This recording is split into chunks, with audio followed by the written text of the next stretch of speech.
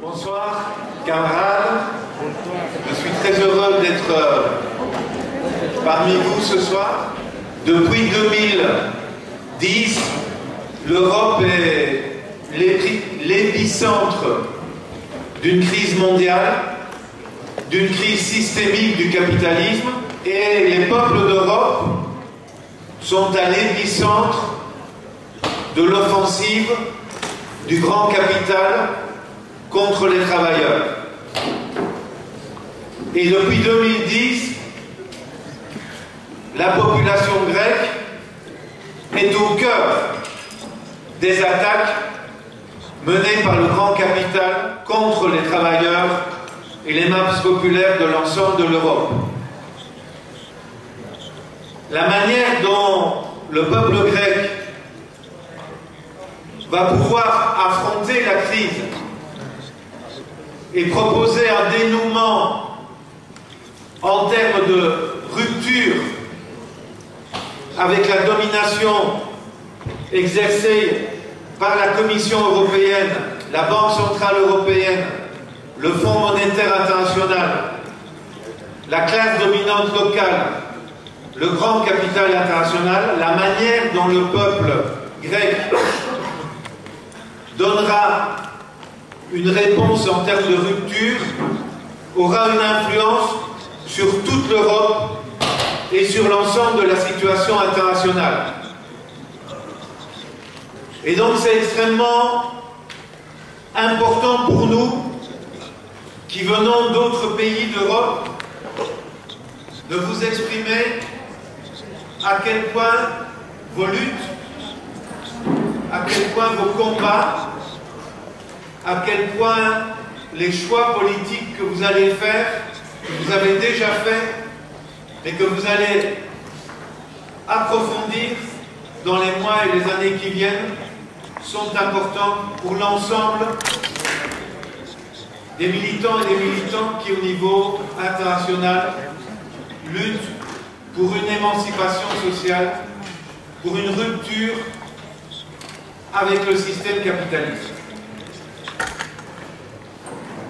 L'Union européenne et la Banque centrale européenne ont eu, dans les dernières années, et ont comme objectif pour le futur, de sauver les banques privées qui étaient au bord de l'abîme et de la catastrophe, en particulier dans le cas de la Grèce, les banques privées françaises et allemandes qui étaient les principales créancières de la Grèce en 2009, 2010, 2011. Le deuxième objectif de l'Union européenne et de la Banque centrale européenne, c'est de mener la plus grande offensive contre les droits économiques et sociaux des peuples d'Europe, la plus grande offensive qui ait jamais eu lieu à l'échelle du continent européen depuis la Deuxième Guerre mondiale. Leur objectif, c'est purement et simplement cela. Pourquoi mener une telle offensive d'une telle brutalité? Bien sûr, pour augmenter les profits des grandes entreprises privées européennes et de mettre le travailleur européen, de mettre les travailleurs européens en compétition entre eux et de mettre les travailleurs européens en compétition sur le marché mondial avec les travailleurs chinois, avec les travailleurs nord-américains, avec les travailleurs des pays dits émergents. Donc ce qui apparaît à première vue comme une orientation pas tout à fait rationnelle des dirigeants européens, si on se place du point de vue de ces dirigeants européens veulent recréer de la croissance économique, ce qui apparaît donc à première vue comme quelque chose d'incohérent, d'irrationnel, est parfaitement rationnel dans la tête de ceux qui dirigent la Commission européenne, de ceux qui sont les alliés des classes dominantes locales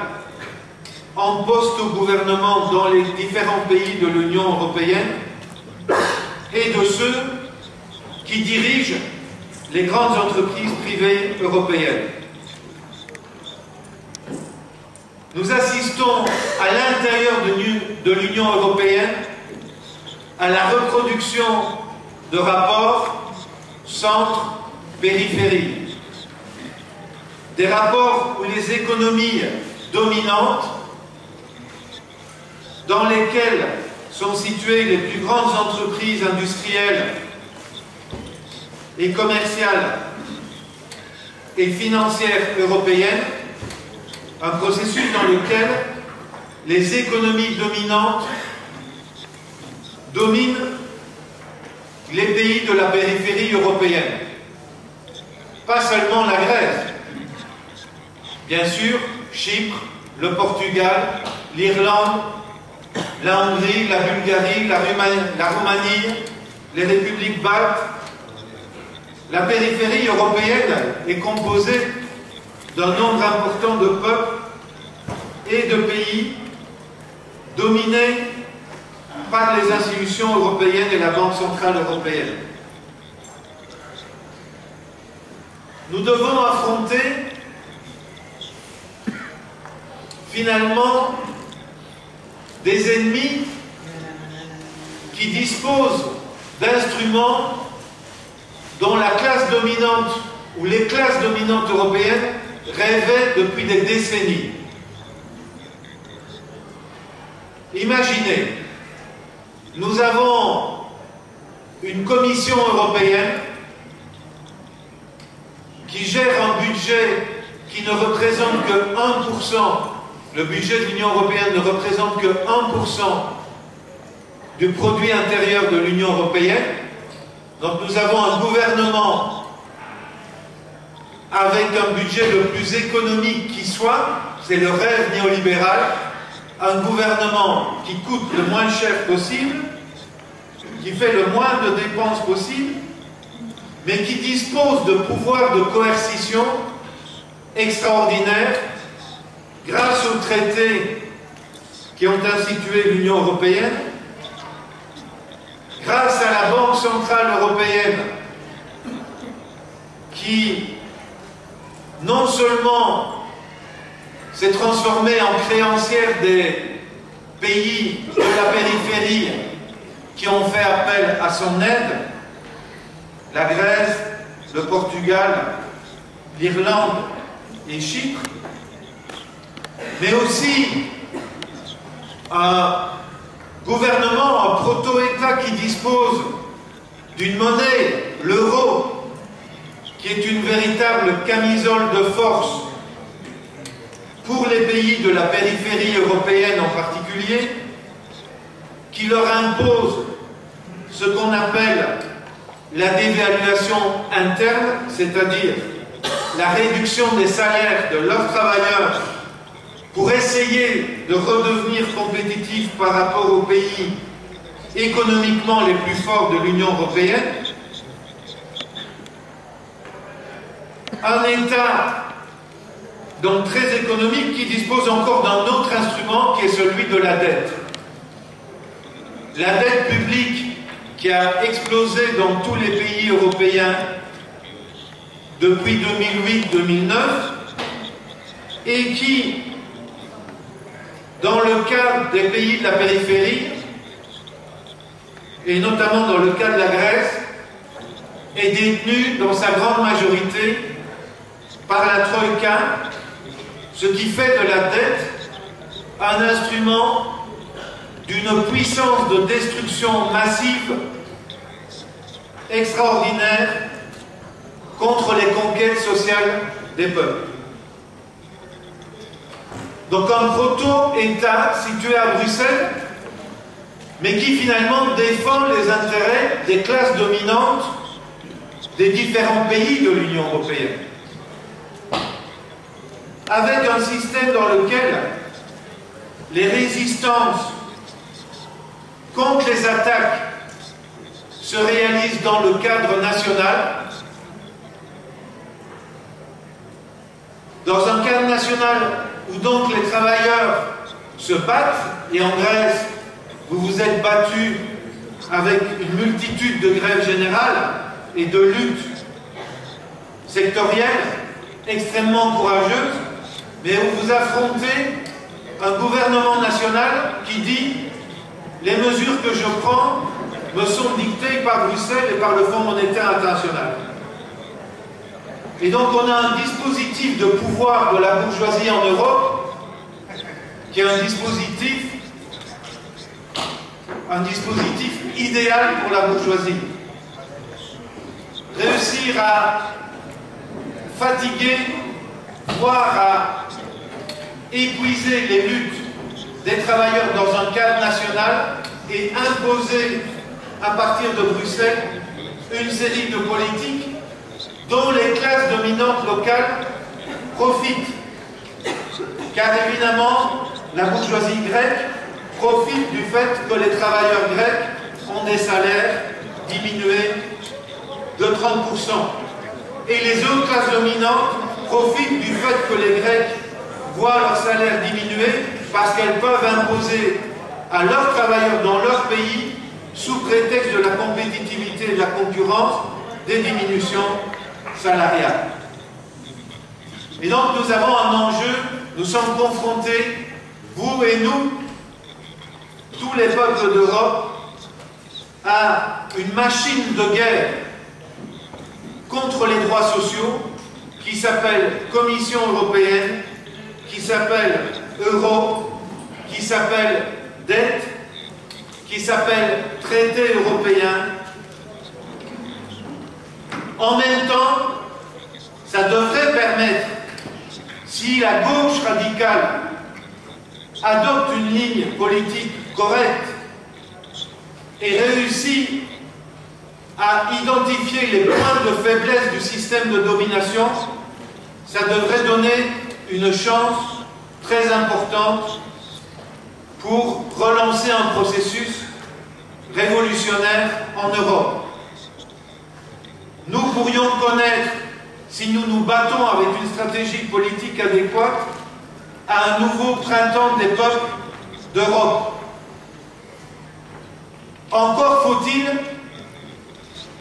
adopter les politiques adéquates. Et là, la question de la dette, camarades, est un thème central dans la bataille. La dette réclamée par la Troïka à la Grèce est une dette odieuse, est une dette illégitime, est une dette illégale,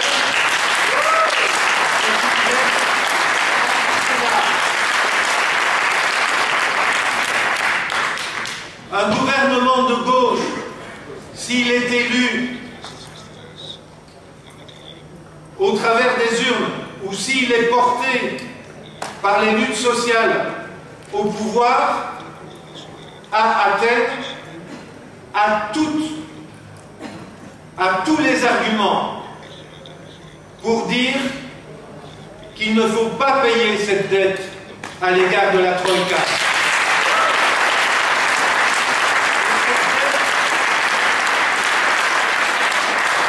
Cette dette, elle représente quasiment aujourd'hui déjà 3/4 de la dette publique grecque. C'est pour ça que je vous dis que choisir les points faibles du dispositif de l'ennemi est très important. L'ennemi, en utilisant l'arme de la dette à travers de la Troïka pour l'imposer à la Grèce, vous a donné en même temps un argument central ou un objectif central de bataille pour essayer ou pour réussir à briser la chaîne de domination sur le plan européen. Un des maillons faibles de la chaîne de domination, c'est la dette insoutenable et odieuse imposée par la Troïka à la Grèce. Et si le peuple grec se soulève,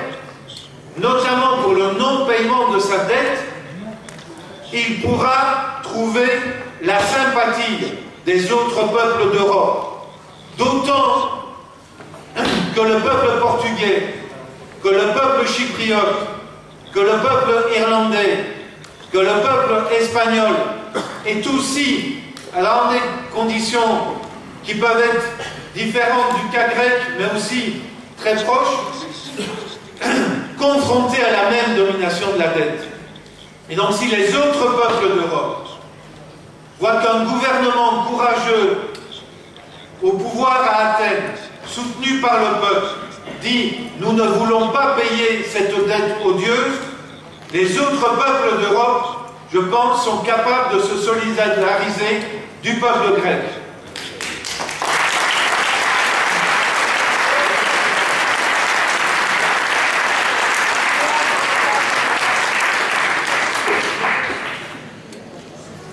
Il est possible, bien sûr, à la gauche grecque de dire au gouvernement européen « vous devez organiser une conférence européenne sur la dette et vous baser sur le précédent historique de l'accord de Londres de 1953 sur la dette allemande et accorder les mêmes termes à la Grèce que les vainqueurs de la Seconde Guerre mondiale ont accordé à l'Allemagne. Vous pouvez dire ça au reste de l'Europe. Je dirais c'est de bonne guerre. Mais vous comme moi, vous savez très bien que vous ne convaincrez pas le gouvernement d'Angela Merkel, que vous ne convaincrez pas le gouvernement de François Hollande, que vous ne convaincrez pas la Commission européenne et la Banque centrale européenne, dans le contexte actuel de l'Europe, de faire avec la Grèce ce que les vainqueurs de la Seconde Guerre mondiale ont fait avec l'Allemagne. L'issue possible pour une solution juste à la dette grecque, c'est un acte unilatéral du gouvernement grec, d'un gouvernement de gauche au pouvoir à Athènes, de suspension du paiement de la dette grecque et de répudiation de la partie identifiée comme odieuse et illégitime de la dette grecque. Et là, le reste de la gauche européenne doit s'engager derrière vous et dire si la Grèce, si un gouvernement de gauche en Grèce, sous pression populaire, prend cette décision, il sera soutenu par les autres peuples d'Europe et la gauche européenne doit s'engager à organiser des mobilisations de solidarité dans les autres pays européens. De la même manière, pour un gouvernement de gauche qui viendrait au pouvoir à Athènes, je crois qu'il sera compréhensible pour les autres peuples d'Europe que vous disiez aucun sacrifice pour l'euro et que vous disiez que si l'Europe n'est pas prête, si Bruxelles n'est pas prête, si la Troïka n'est pas prête à changer radicalement de position à l'égard de la Grèce, vous aurez l'option de dire nous devons quitter l'euro, nous devons quitter la monnaie commune européenne, parce que nous voulons retrouver la souveraineté pour appliquer une politique que nous décidons nous-mêmes. Mais bien sûr, quand on parle de la sortie de l'euro, je dirais il y a deux options. Il y a une sortie de droite de l'euro et il y a une sortie de gauche de l'euro. Des secteurs de droite et d'extrême droite et des secteurs de la bourgeoisie peuvent être favorables à une sortie de l'euro. Nous devons défendre, si c'est nécessaire, après avoir utilisé d'autres possibilités, d'autres options. S'il faut sortir de l'euro, il faut sortir pour mener une politique anticapitaliste en Grèce. Il faut par exemple combiner la sortie de l'euro à une réforme monétaire redistributive. On sait très bien qu'une sortie de l'euro, si ce n'est pas accompagné de mesures radicales anticapitalistes, une sortie de l'euro peut être défavorable aux travailleurs et favorable à la bourgeoisie grecque, voire à la bourgeoisie allemande. Il faut donc qu'un gouvernement de gauche qui vient au pouvoir à Athènes prenne des dispositions pour contrôler strictement les mouvements de capitaux, pour réduire radicalement la charge fiscale, les impôts qui pèsent sur le peuple grec, pour, dans le cadre de l'introduction d'une nouvelle monnaie, favoriser ceux qui ont une petite épargne et ceux qui dépendent de leurs revenus de tous les jours et protéger les revenus des travailleurs, y compris en augmentant le salaire minimum légal, tout en prenant par une politique d'impôts ciblés et par une réforme monétaire adéquate, tout en confisquant une partie de la richesse aux classes dominantes grecques, aux armateurs, à l'Église orthodoxe, à ceux qui ont toujours profité de privilèges ici en Grèce, comme composantes ou comme alliés de la classe dominante locale. Camarades, je termine en disant il faut désobéir à l'Union européenne. Il faut désobéir à la Commission européenne. La seule possibilité d'issue positive pour les peuples d'Europe, c'est la désobéissance par rapport à leur gouvernement national pour se doter de gouvernement du peuple et une désobéissance de ce gouvernement du peuple par rapport à la Commission européenne et par rapport à l'Union européenne. C'est dans ces conditions-là que nous pouvons transformer la crise dont nous sommes les puissantes en un nouveau printemps des peuples d'Europe pour une solution socialiste, camarades, une solution socialiste, autogestionnaire, une solution socialiste d'une Europe solidaire des autres peuples de la planète. Merci, camarades.